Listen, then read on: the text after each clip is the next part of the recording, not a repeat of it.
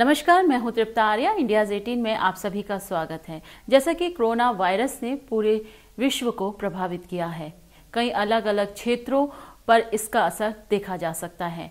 आज हम बात करेंगे एविएशन सेक्टर की। जी हां, आज हमारे साथ मौजूद रहेंगे जाने माने aviation expert Indrajit Singh ji. Indrajit, India's 18 में आपका बहुत बहुत स्वागत है। हम इससे पहले भी आपका इंटरव्यू ले चुके हैं और कई विषयों में हमारी बात हुई है।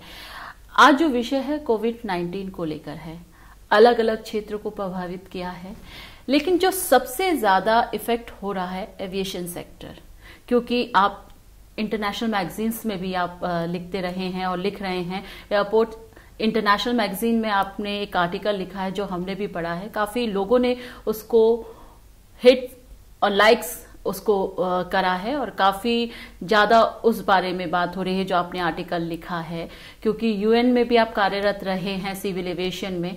आप किस नजरिए से देखते हैं कोविड-19 किस तरीके से असर डालेगा एविएशन सेक्टर को?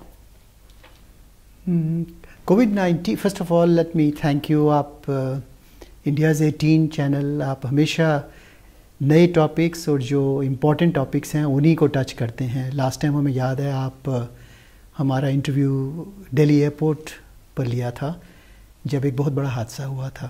पर ये भी बहुत बड़ा हादसा है कोविड-19, और इसका असर सबसे ये अलग से इसलिए है, हालांकि वायरस तो पहले भी बहुत हुए हैं, सार्स, इबोला, H1N1 कई हुए, पर वो रीजनल थे, कुछ एरियाज़ में इफ़ेक्ट किया। पर ये एक डिफरेंट किस्म का कोरोना वायरस है जो कि पूरी वर्ल्ड में 210 कंट्रीज़ में फैल गया 1.5 महीने के अंदर। ये शुरू हुआ जनवरी में, एंड दिसंबर बिगिनिंग जनवरी, और अब तक इसकी जो स्प्रेड है पूरी दुनिया में हो गई है। आप जानते हैं कि एविएशन रिलेट करता है कॉमर्स से, ट्रेड से, और सारी मैन्युफैक्चरिंग इंडस्ट्री ठप हो गई है क्योंकि एविएशन का सपोर्ट नहीं है। बहुत मैन्युफैक्चरिंग अमेरिका में होती है, फॉर इंस्टेंस, लेट्स से, क्योंकि हम लोग एयरपोर्ट्स के बारे में और एयरलाइंस के बारे में ज़्यादा बात कर रहे हैं। एयरक्राफ्ट असेंबल अमेरिका में होते हैं, सियाटल में जैसे बोइंग होता है, पर उसके सारे कंपोनेंट्स या 90% कंपोनेंट्स या इधर यूरोप में बनते हैं या फिर चाइना में बनते हैं, साउथ ईस्ट एशियन कंट्रीज़ में। जब तक उनकी सप्लाई वहाँ नहीं होती रहेगी तो वो एयरक्राफ्ट भी नहीं बन सकते। तो एक तरीके से एविएशन की एक्टिविटी बंद होने की वजह से मैन्युफैक्चरिंग पे असर पड़ा।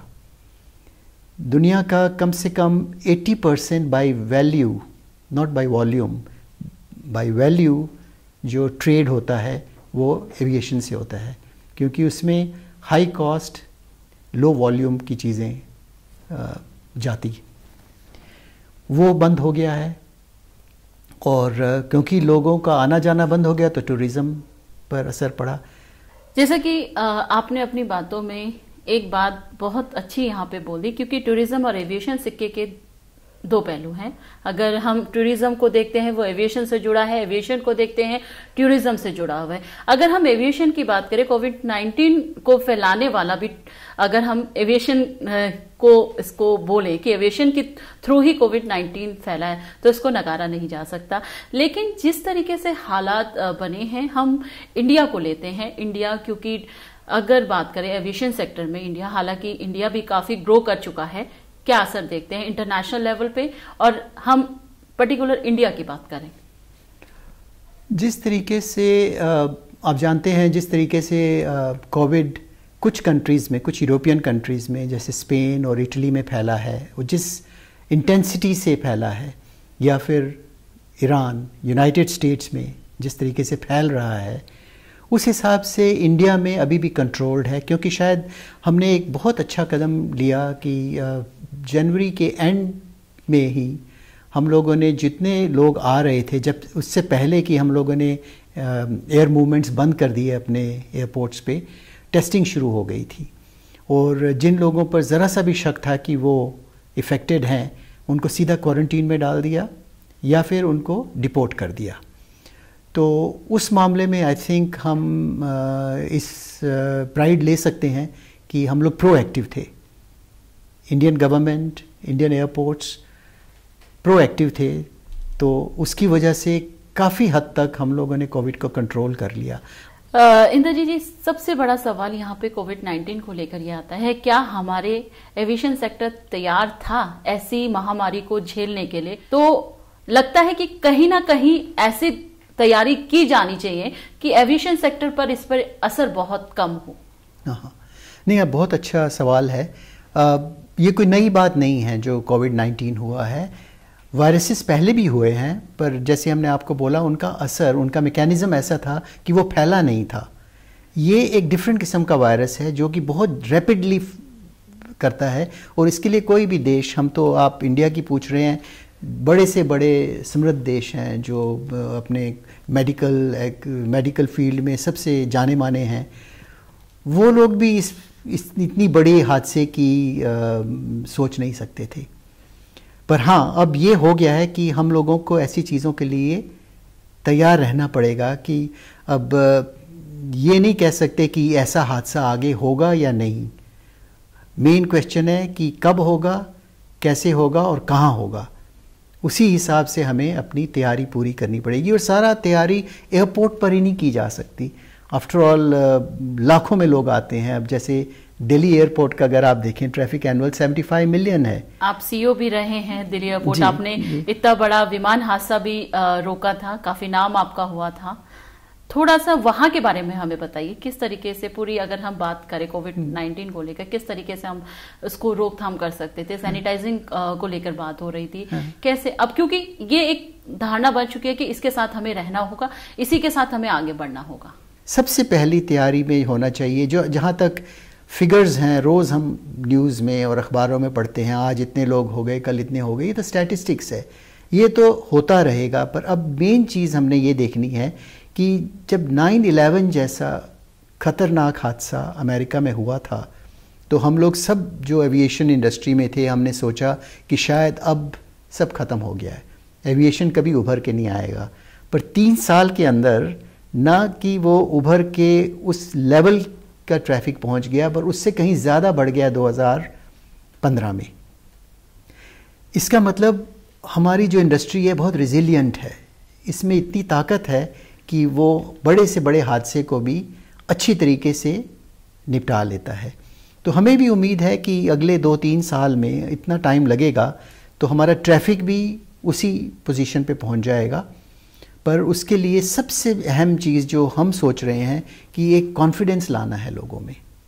इंद्रजीत, आप इंटरनेशनल कॉन्फ्रेंसेस में भी जाते हैं, एविएशन के बारे में डिस्कशन वहाँ पे होता है। अगर हम कोविड-19 को एविएशन से जोड़कर देख रहे हैं, आपको क्या लगता है कि किस तरीके की तैयारी हमें आने वाले समय में करनी चाहिए? मैं बार बार यहाँ पे आपसे ये सवाल इससे पूछ रही हूँ क्योंकि सैनिटाइजिंग को लेकर काफ़ी ज़्यादा जोर दिया जा रहा है। क्या लगता है कि ये चीज़, जो डर दिलों में बैठ गया, उसको टाइम लगेगा, एविएशन सेक्टर में इस डर को खत्म करना पड़ेगा? क्या तैयारियां होनी चाहिए आने वाले समय में? क्योंकि कोविड-19 आ चुका है, इतने लोग मर चुके हैं, ये अब एक पुरानी बात हो गई। आए दिन बहुत सारे लोग अपनी जान गंवा रहे हैं, लेकिन इसके साथ हमें जीना है, इसी के साथ हमें आगे बढ़ना है, ये एक सच्चाई है। इसको पॉजिटिव अब हमें लेकर आगे बढ़ना है। क्या सजेशन देते हैं आप? क्या किस तरीके की तैयारी हमें एविएशन सेक्टर में करनी चाहिए, क्योंकि टूरिज्म भी इससे जुड़ा हुआ है? हाँ, सैनिटाइजेशन तो एक वे ऑफ लाइफ होना चाहिए। कोई ये नहीं कि जब ऐसी कोई सिचुएशन हो तभी सैनिटाइज हाथ करने चाहिए या क्लैनलीनेस और हाइजीन। ये तो एक न्यू नॉर्मल है, जो अब तक नॉर्मल नहीं था, तो ये एक न्यू नॉर्मल है कि ये सब चीज़ें तो करनी ही करनी है। पर उससे हम लोग ये है कि उसको हम रिड्यूस कर सकते हैं। पर अब ये सिचुएशन होनी चाहिए from our health industry, health care industry, जैसे वर्ल्ड हेल्थ ऑर्गेनाइजेशन है, कि ये जो इम्यूनिटी है टू फाइट सच कोविड-19 सिचुएशंस, इसको कैसे बढ़ाया जाए। कब तक आपको लगता है कि इस चीज़ से हम उभर पाएंगे, हम तैयार कब तक हो पाएंगे? क्या कहते हैं एविएशन सेक्टर को लेकर, क्योंकि हर जगह एक क्वेश्चन मार्क है, हर कोई जानना चाहता है कि जो जहां है वहीं थम गया है। आपको लगता है कि आने वाला समय एविएशन सेक्टर के लिए बहुत बढ़िया रहेगा? किस नज़रिए से आप देखते हैं? क्योंकि एक्सपर्ट हैं, बहुत सारे देश विदेश में काम किया है, बहुत सारी कॉन्फ्रेंसेस में आप जाते हैं, क्या किस नज़रिए से आप देखते हैं? उभर के तो हम आएंगे, इसमें कोई शक नहीं है। हमने आपको कितने एग्जाम्पल दे दिए। 9/11 सबसे बड़ा एग्जाम्पल था। उसके बाद अगर आपको मालूम हो 2011 में जब फ्लाई ऐश पूरे यूरोप पे फैल गई थी, सारा यूरोप बंद हो गया था। उसकी वजह से ट्रैवल बिल्कुल ख़त्म हो गया था। वो एक सेकंड हादसा था 9/11 के बाद, और उस वक्त भी यही बात हुई थी। आप जैसे क्वेश्चंस आए थे कि क्या हम इससे उभर पाएंगे या नहीं। उभर पाएंगे इसमें कोई शक है ही नहीं, क्योंकि हम लोगों की टेक्नोलॉजी इतनी एडवांस्ड है, हम लोगों का मोराल इतना हाई है जो इस इंडस्ट्री में है। हादसों से लड़ना हम लोगों की एक आदत बन गई है। तो हम आपको एक टाइम फ्रेम तो नहीं दे सकते, पर हमें ऐसा कुछ लगता है कि 6 महीने के अंदर एक ट्रैफिक का वॉल्यूम इतना हो जाएगा कि हम लोग एयरपोर्ट्स और एयरलाइंस हम लोग अपने आप को सस्टेन कर सकेंगे।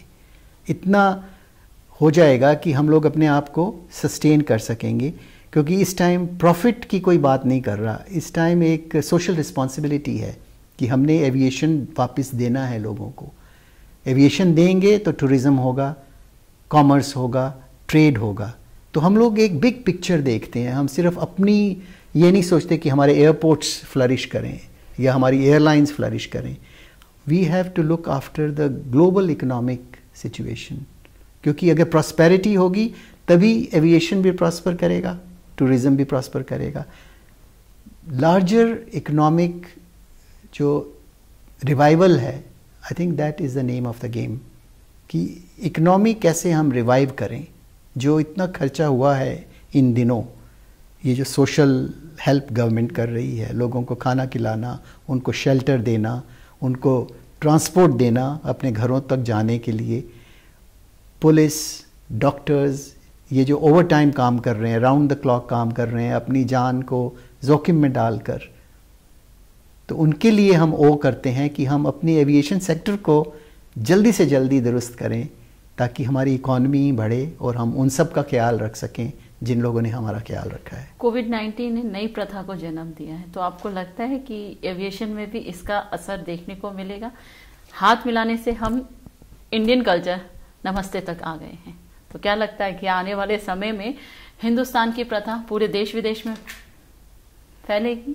क्योंकि एक नई प्रथा आई है ये पूरा, क्योंकि बहुत सारे देशों ने इसको अपनाया है। क्या कहेंगे चलते चलते, एक छोटा सा सवाल? हाँ, जरूर जरूर। हम तो चाहेंगे कि हाथ जोड़ना एक दूसरे की इज्जत करना होता है, और पर वो दिन दूर नहीं है जब हम लोग एक दूसरे से गले भी मिलेंगे, हाथ भी मिलाएंगे, क्योंकि नेवर से डाई, ये एटीट्यूड होना चाहिए। अब ये है कि ये आज की डिमांड है, हाथ जोड़ के नमस्ते करना, वो हमेशा रहेगी। वो हम कोविड से पहले भी तो नमस्ते किया करते थे हाथ जोड़ के। कई हज़ारों साल से ये प्रथा चली आ रही है, वो चलती भी रहेगी। पर अगर हम डर के नहीं कि हम हाथ जोड़ के नमस्ते करेंगे, हाथ जोड़ के नमस्ते भी करेंगे और ये डर दूर कर देंगे कि लोग आगे बढ़ के गले भी लगाएंगे। I mean that should be the attitude. हमारे साथ है एविएशन एक्सपर्ट इंद्रजीत सिंह जी, जिन्होंने हमें एविएशन सेक्टर के बारे में बताया कोविड-19 का कितना असर एविएशन सेक्टर में होगा। लेकिन एविएशन सेक्टर पर जिस तरीके का असर देखा जा रहा है, उससे उभरने की भी बात उन्होंने कही। कहते यही हैं कि डर के आगे जीत है। आज के लिए बस इतना ही, लेकिन आप सब जुड़े रहिए इंडियाज़ 18 के साथ। नमस्कार।